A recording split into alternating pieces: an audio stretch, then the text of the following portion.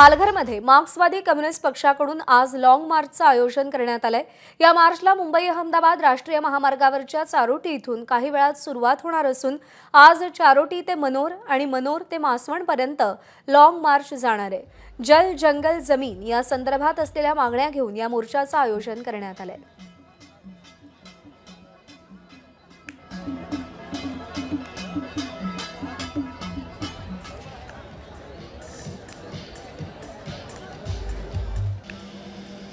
लोक पाण्याची वाट बघतायत। या योजनेचे धोरण आहे की हर घर जल आणि हर घर नल, परंतु अजूनही आमची भगिनी हंडा घेऊन रिकामा हंडा फिरवते। तर हे सुद्धा अनेक प्रश्न आहेत।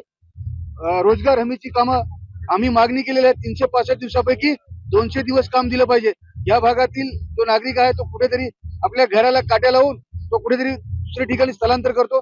हे स्थलांतर थांबलं पाहिजे।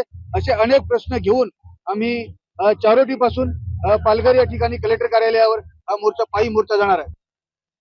आम्ही म्हणतो इथला जो भूमिपुत्र आहे, इथला शेतकरी आहे, त्यांना रोजगार देणारा, त्यांची शेती शाश्वत करणारा, शेती त्यांच्या नावावे करणारा, इथले सगळे साधन संपत्ती त्याच्यावर आदिवासींना, इथल्या श्रमिकांना हक्क देणारा अशा प्रकारच्या विकासाची आमची मागणी आहे। आणि या विकासासाठी आज प्रचंड लोक आम्ही जमलो। मोठा मोर्चा निघेल। 2-3 दिवस पायी आम्ही चालू आणि सरकारचं लक्ष या मोर्चाकडे आणि या मागण्याकडे आम्ही वेधणार आहोत।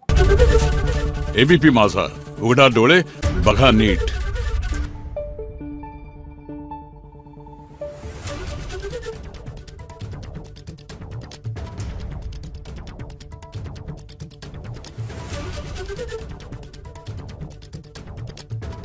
Thank you.